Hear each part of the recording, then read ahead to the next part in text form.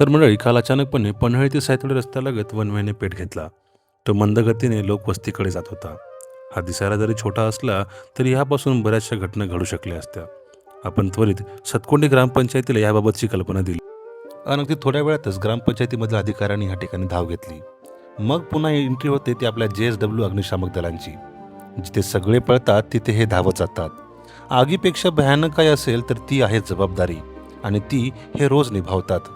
धूर डोळे जाळतो, उष्णता श्वास थांबवते, पण कर्तव्याचं भान कधीही विझत नाही.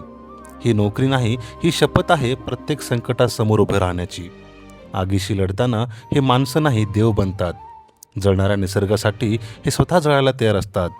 आपला एक श्वास वाचावा म्हणून हे शेकडो धुरात श्वास घेतात. खरे हिरो शांत असतात कारण त्यांचं धैर्य बोलत असतं. सलाम अशा प्रत्येक अग्निशमन योद्ध्याला जो संकट आलं की प्रश्न न विचारता धावून येतात.